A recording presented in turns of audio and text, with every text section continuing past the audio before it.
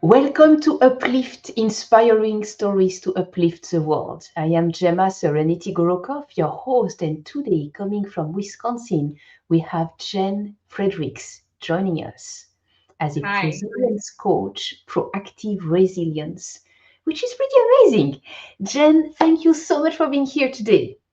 thank you for having me. I'm so excited, and just the title of the show makes me feel happy. So, hopefully, what we share here can uplift others as well.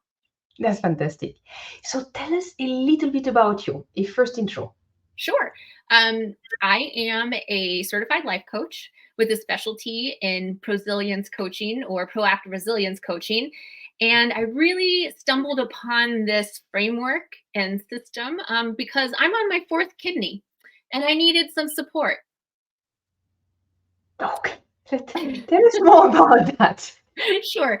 I am in my late 40s now, but when I was in my early teens, discovered that I had end-stage renal disease due to just a virus that I caught that decided to go visit my kidneys. And by the time I was 15, I needed a kidney transplant after being I say lucky, even though people might not find it lucky, but I was lucky to be able to be on dialysis until I found a match.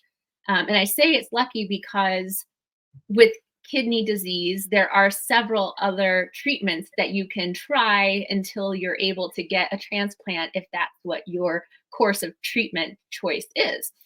So, after about 6 months of dialysis, my dad was determined to be my match. And so I received a kidney from my dad, and it really, really served me for 18 years, 18 beautiful years. Um, where I was able to finish high school, follow my passion for acting, go to college, get my degree. I met my husband, got married, sort of like the happy life, bought a house, adopted our beautiful daughter.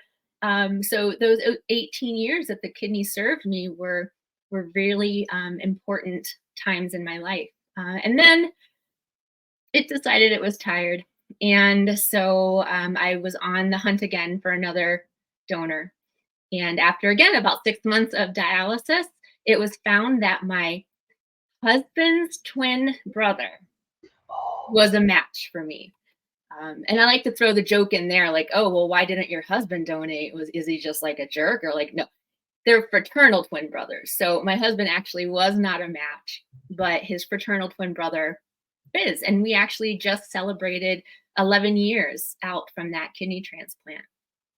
So that's my 4 kidney story.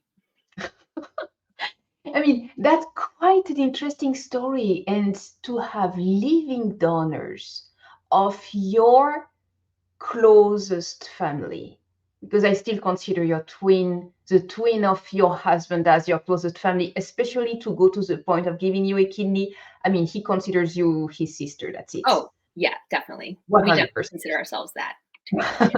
Yeah. So that's pretty amazing. Wow. Yeah, because what we hear usually is that you're waiting for someone to pass on and be a match and be matched to you to actually get this all going. And then you still have some level of guilt to say, yeah, but this other person died for me to live. Is that really fair? Yeah. But you Yeah. do not have that question looming on you because you have two loving donors that you can still hug. I consider myself very, very lucky in that Wow. regard. And also with both of my donors being living donors, I never needed to go on the transplant list and wait for a donor who had passed. And so, in actuality, my 2 living donors saved 2 people's lives, if you can look at it that way, because they donated directly to me and then opened spots up for others on the list to receive, a kidney from someone else. And it's true. I've spoken with a lot of recipients over my 3 decades of living with chronic illness and transplant. And it is something that you really come to terms with and work to come to terms with. And some people are able to do that a little bit easier than others. And one thing I share is that you being able to accept that gift of life and doing all you can to stay healthy physically, mentally, emotionally, spiritually is really the greatest testament to the person who has passed on, who is allowing you to live. And so, I'm not saying be all Pollyanna about it and only see the positives, but I'm saying feel what you feel and then find your way forward. Mhm.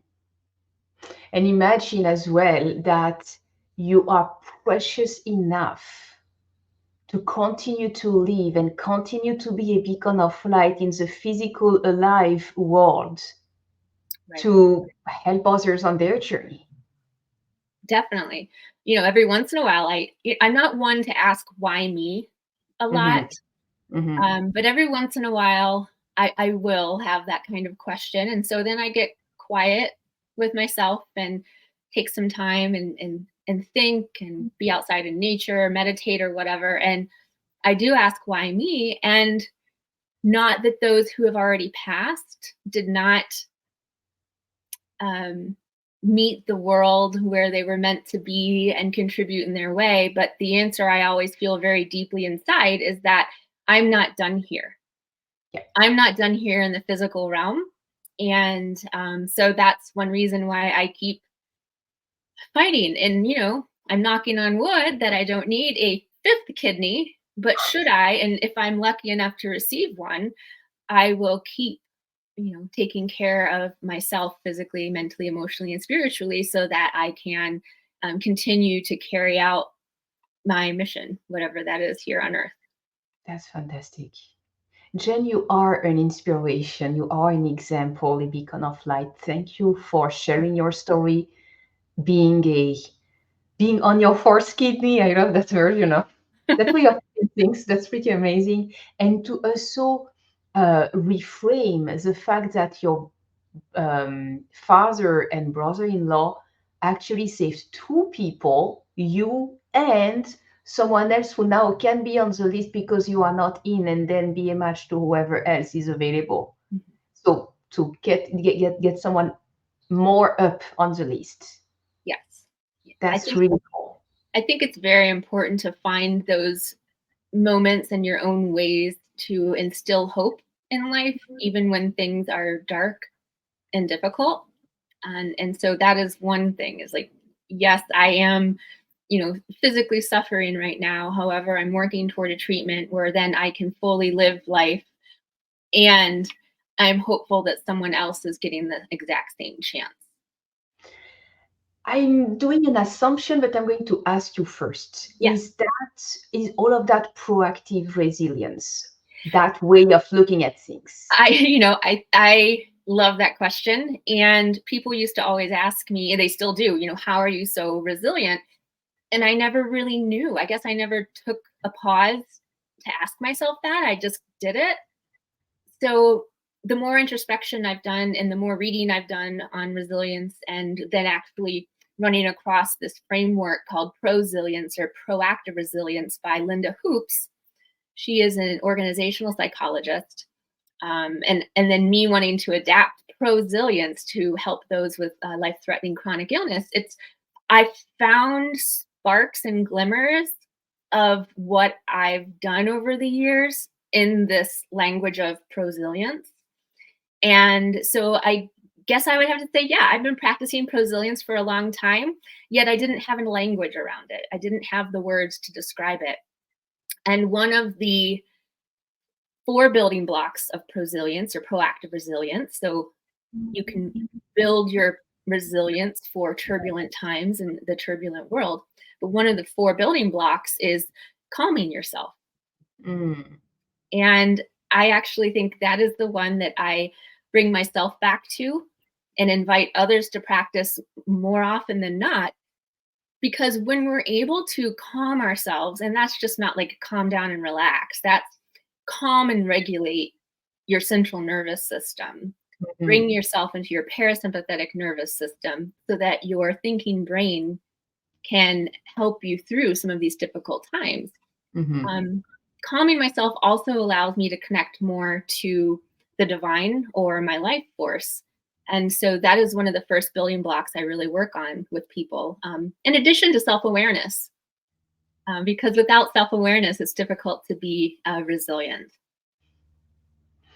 Yeah, self-awareness where you can really become aware of your behavior, your quirks, your way of thinking, your constant same loop you keep on going through and say, hey, hold on a second, there is a pattern here. Okay. Right. Is that really serving me? Not really. Okay. How would I actually change it? Oh, because I can. Yeah, you do can. Absolutely.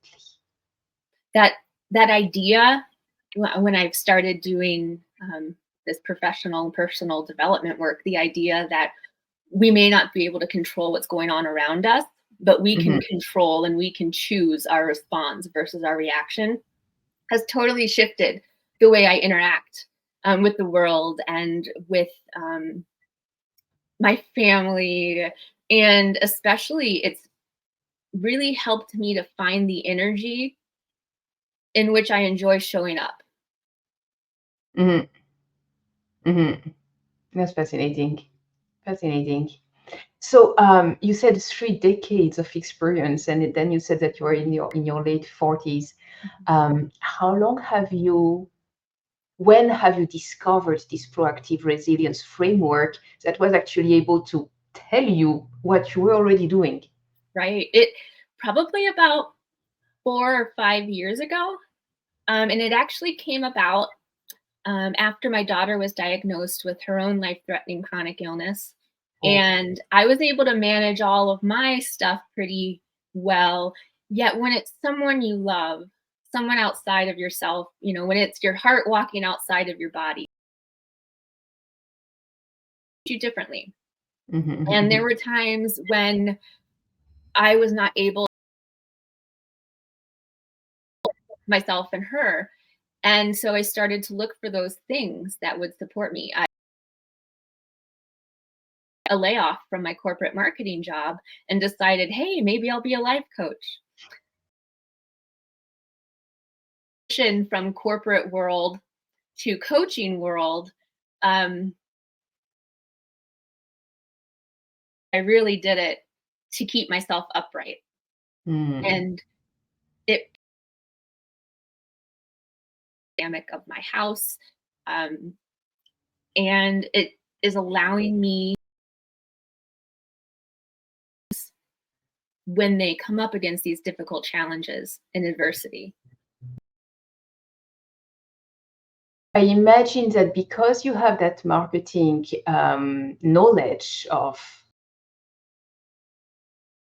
that to your coaching business, that you're doing pretty well because you apply. Are you succeeding at that? Is that something good for you?